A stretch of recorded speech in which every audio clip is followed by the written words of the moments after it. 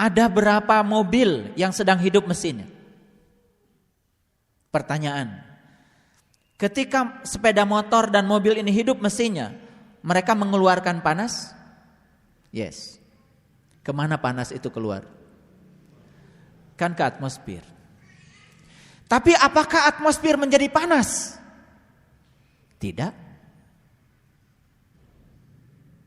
Karena atmosfer ini terlalu luas dibandingkan panas yang akan dikeluarkan oleh sepeda motor dan mobil.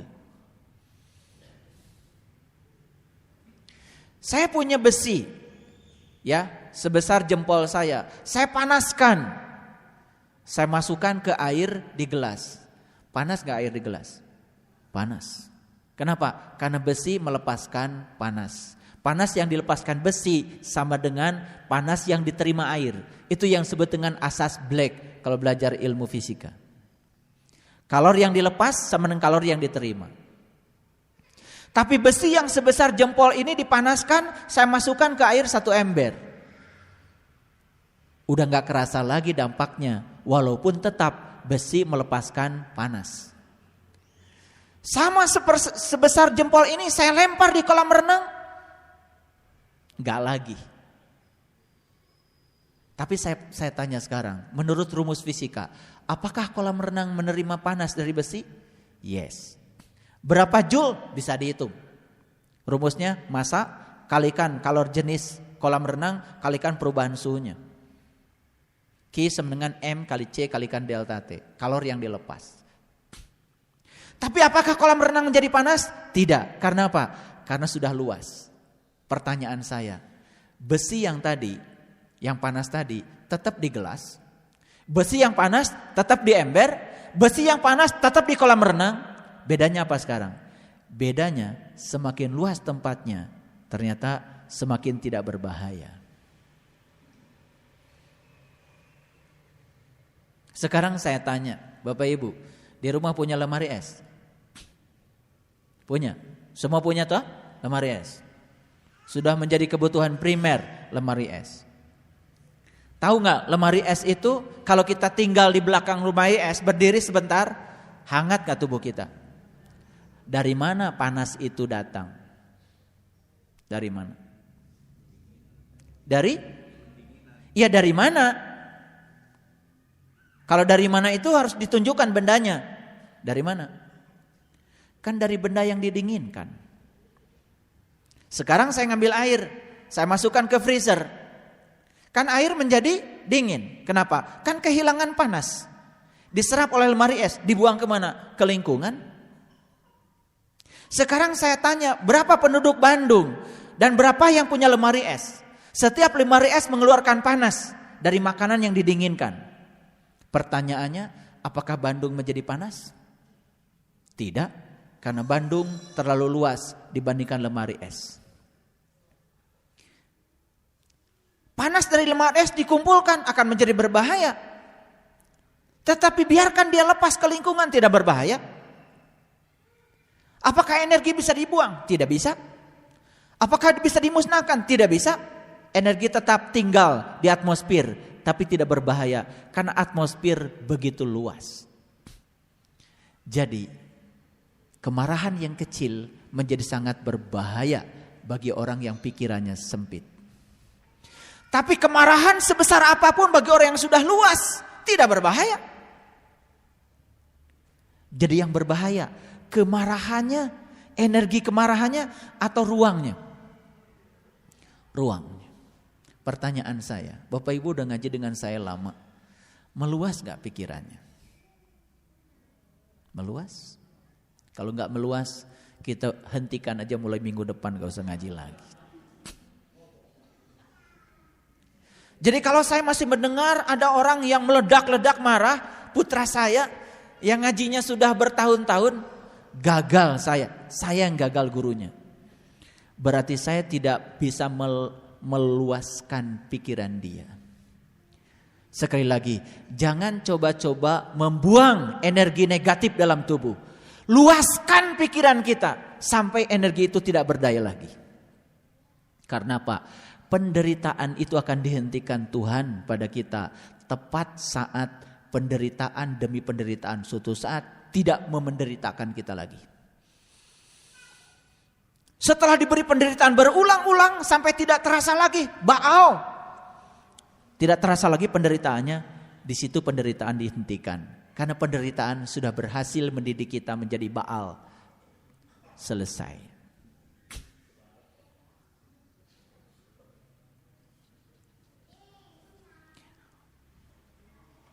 Bisa dipahami? Belum pakai ayatnya, belum saya kupas. Belum. Makanya ciri orang yang sudah luas pikirannya. Pertama, praktek meluaskan pikiran adalah dengan meningkatkan frekuensi olah nafas seperti yang saya ajarkan di permulaan tadi. Itu. Duduk seperti itu, diam, biarkan sang kekosongan melingkih dalam diri kita. Kelihatan yang masuk adalah napas. Tapi sekarang jangan berpikir lagi yang masuk adalah udara. Berpikirlah yang sedang masuk adalah kekosongan yang meliputi semesta ini. Saat kita hilang, ketika saya hilang dari ruangan ini, yang ada di sini apa? Kekosongan. Saat ibu bapak nanti meninggalkan ruang ini, apakah di sini masih ada? Ada kekosongan. Saat ibu bapak tidak ada, yang ada di sini kekosongan. Begitu bapak ibu tidak ada, yang di sini ada kekosongan lagi. Yang selalu ada dan hadir setiap saat adalah kekosongan itu sendiri. Makanya pantas kalau Allah itu bukan ada, Dia maha ada. Bapak ibu sekarang ada, sebentar tidak ada. Tapi saat ibu bapak tidak ada, Dia ada. Saat ibu bapak ada, Dia ada. Dan saat ibu bapak nanti tidak ada dari sini, Dia ada.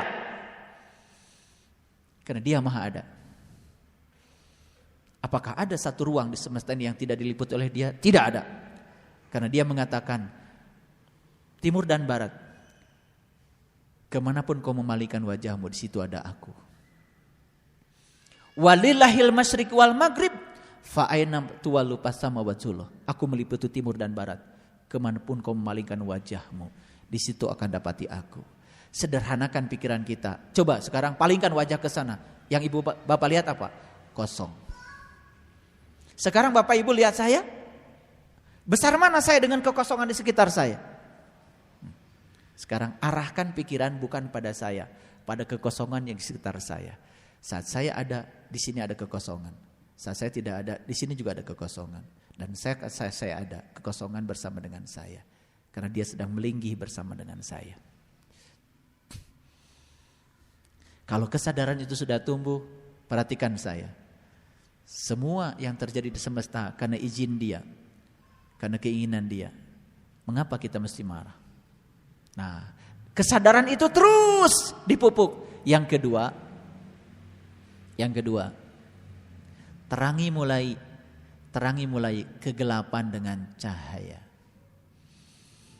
Terangi. Cahaya apa? Cahaya pengetahuan.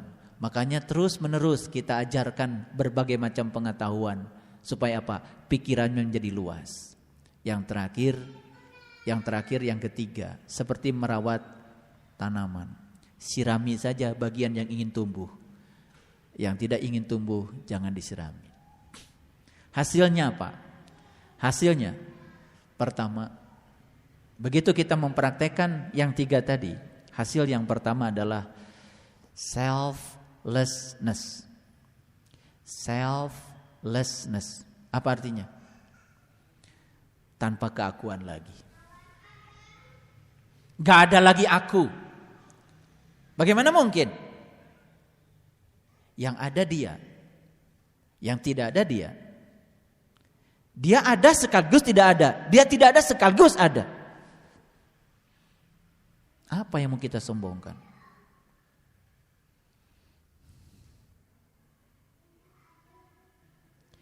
Yang kedua, aimlessness. Aim, tanpa tujuan. Awas, hati-hati. Bukan saya sedang mengajarkan hidup tanpa tujuan. Tanpa tujuan tuh gak ada target-target. Mengalir saja. Mengalir menyatu dengan kekinian. Mengalir menyatu dengan kekinian. Makanya lihat orang yang sudah tercerahkan, gak mikirin hari yang lalu, Yang sudah terjadi ya sudah saja. Ada yang terjadi ya sudah. Cuma gitu aja. Ya sudah, bahasa Inggrisnya aimlessness. Tanpa tujuan, tanpa target. Misalkan gini. Ini contoh. Bapak Ibu mau ngaji ke sini. Maaf ya, tiba-tiba di jalan mungkin saja ada kejadian apa. Begitu apa ada yang terjadi, sudah aimlessness. Gak mikir, coba ya kalau saya gak kejadian, saya udah dimiskat. Gak perlu begitu lagi. Mengalir, menyatu dengan kekinian. Begitu kejadian, sudah selesai. Apa yang membuat Bapak Ibu capek? Apa? Karena Bapak Ibu tidak pernah hadir dalam kekinian, mengejar terus. Makanya pikiran ini kan diajarkan untuk mengingat-ingat yang lalu, kemudian mengejar yang akan datang. Dalam kekinian kita lupa. Kita punya tubuh yang sempurna lupa. Kita punya napas yang mengalir lupa. Kita dianugerahi makanan yang berlimpah lupa. Sebentar lagi ayatnya akan saya tunjukkan. Sebentar, saya masih ngomong uniknya.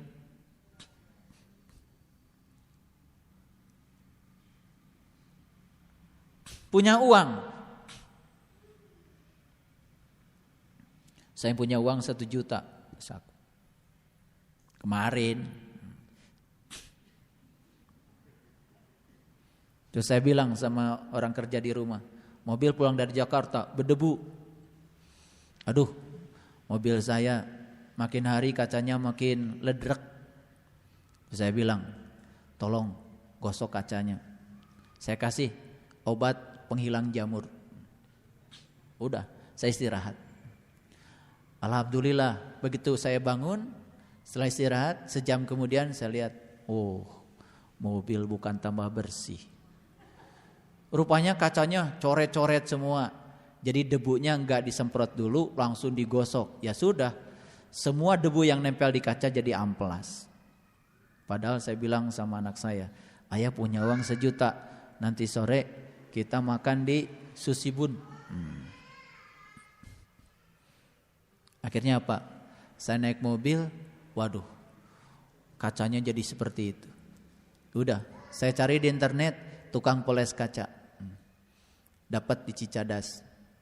Telepon, bisa gak mobilnya diambil? Bisa Pak. Berapa lama? 1 hari Pak. Berapa bayarnya? 1 juta.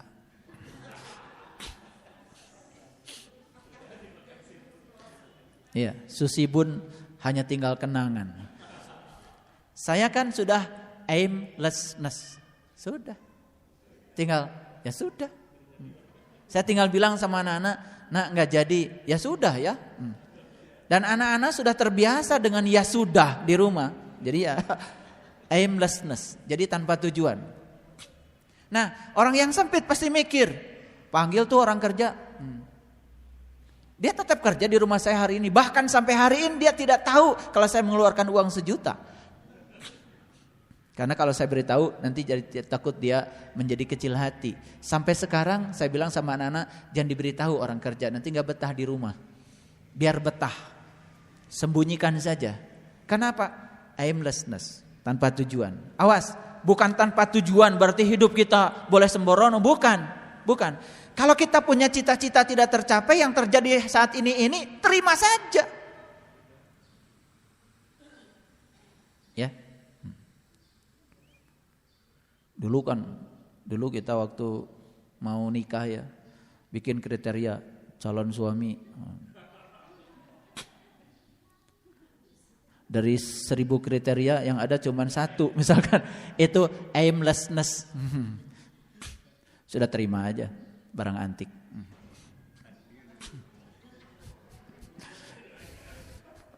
Paham? Nah itu aimlessness. Jadi sudah selesai tanpa tujuan. Jadi jangan suka gini. Ada yang suka gini kan, coba ya, masih kayak gitu.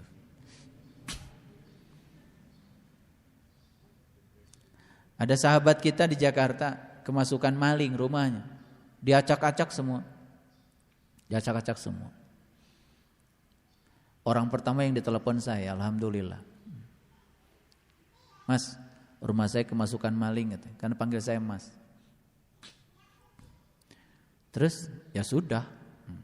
Waktu nelpon juga enggak terdengar suara-suara sedih, riling. Saya udah senang. Udah senang. Bahkan saya juga tidak sempat cerita apa yang diambil oleh maling, enggak penting. Karena bagi dia juga udah enggak penting. Dia juga cuma ngasih tahu aja. Cuma pesan saya satu, maling itu suka masuk rumah orang kaya, saya bilang. Pesannya apa, Mas? Ya pesannya kekayaan bisa menjadi bukan berkah suatu saat. Pak Jokowi waktu jadi wali kota nggak pakai pas pampres. Begitu jadi presiden pakai pas pampres. Begitu tinggi tingkat jabatan seseorang, begitu rentan terhadap musibah. Jadi Bapak Ibu jangan pernah berpikir bahwa kekayaan yang ditumpuk-tumpuk itu adalah kekayaan seperti itu yang di pikiran kita. Karena maling tidak pernah masuk rumah orang miskin.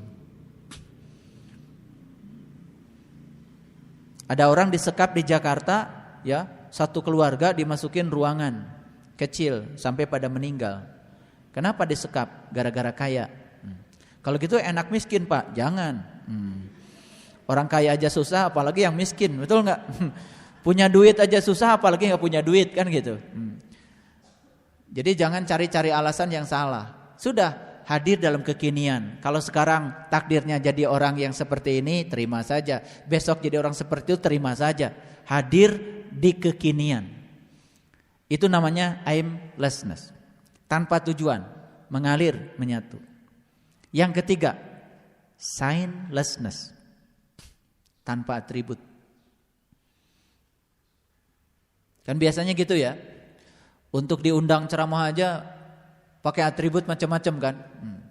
Atribut tuh macam-macam, bisa gelar akademik. Atribut tuh juga bisa baju kan. Bisa baju. Ya, bisa baju. Itu. Jadi signlessness berarti tanpa atribut. Sudah gak penting lagi. Karena atribut yang paling nyata adalah akhlak yang melekat dalam dirinya. Atribut yang paling nyata adalah karakter positif yang sudah dia miliki. Sudah tanpa atribut. Dan yang terakhir adalah reasonless. Tidak ada lagi yang perlu dijelaskan. No reason. Reasonnya sudah less. Gak perlu penjelasan lagi.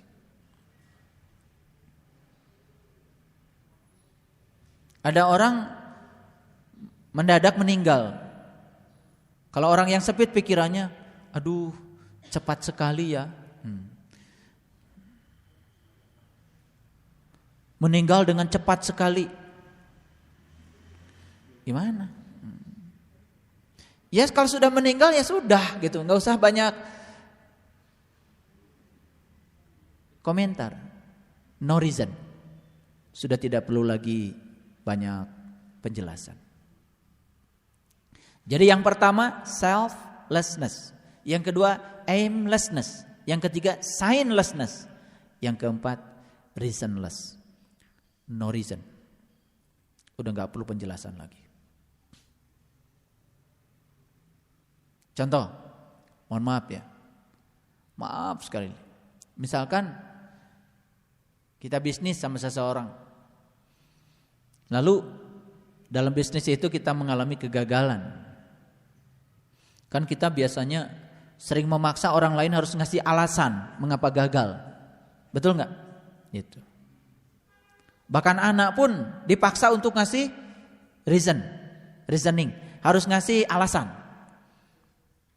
Kalau yang sudah selesai dengan pikirannya no reason. Nah, selflessness, aimlessness, signlessness, reasonless. Kalau dirangkum jadi apa? Ya sudah, itu rangkumannya. Sudah.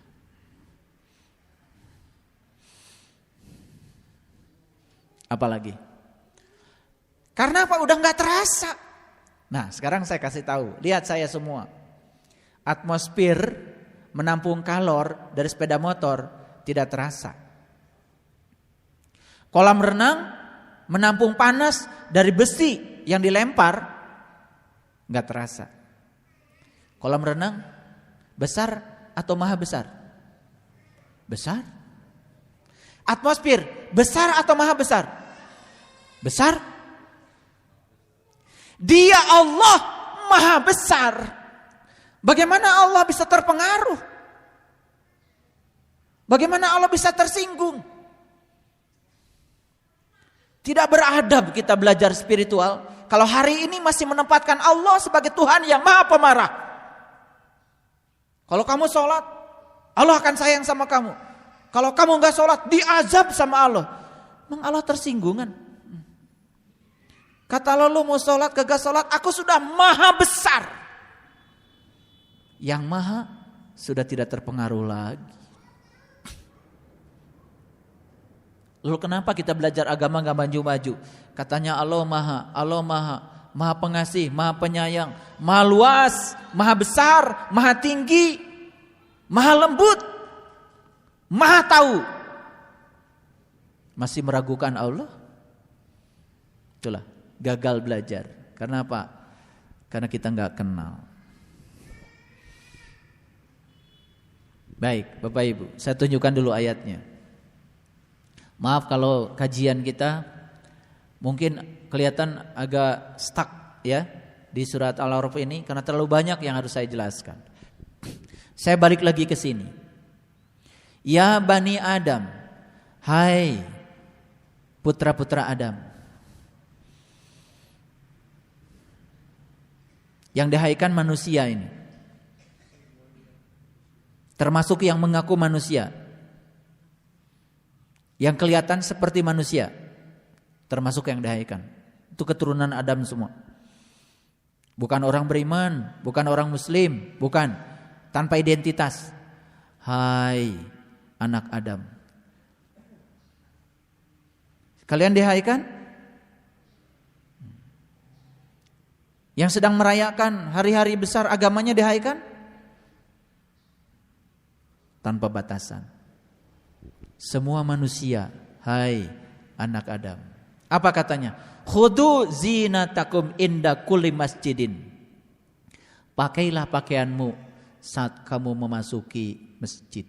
Ini yang ulangan kemarin. Pakailah pakaian yang terindah saat memasuki masjid.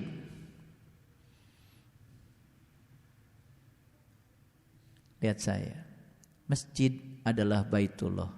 Baitullah adalah rumah Allah. Rumah Allah yang sebenarnya adalah qalbu. Ini perintah cocok dengan Quran surat Al-Imran yang mengatakan walillahi 'alal nas hijjul bait. Wajib setiap manusia berkunjung ke rumah Tuhan. Setiap manusia loh. Berarti rumah Tuhan bukan rumah ciptaan manusia. Rumah Tuhan adalah yang Tuhan sendiri membuatnya. Rumah Tuhan dalam tradisi Islam disebutnya Ar-Rahman Ar-Rahim. Rumah Tuhan dalam tradisi Kristen, God is love. Tuhan adalah kasih. Rumah Tuhan dalam tradisi Hindu, Tuhan tertinggi adalah kedamaian. Mohon maaf ya, dalam semua tradisi agama yang jarang menyebut Tuhan itu agama Buddha. Jarang menyebut Tuhan. Agama Buddha itu yang paling jarang menyebut Tuhan. Dalam tradisi Buddha, mereka cuma mengenal mudita cita. Ke atas harus mudita cita. Apa artinya? Bahagia melihat orang lain bahagia. Tuhan sudah nyata. Bahagia melihat orang lain bahagia. Ke atas. Ke bawah apa? Maha Karuna, kasih sayang yang tak berhingga. Ke pinggir, ke samping, kiri, kanan, Meta Karuna, cinta dan kebajikan. Ke dalam cahaya upaksa. Apa itu? Ketenangan, keseimbangan.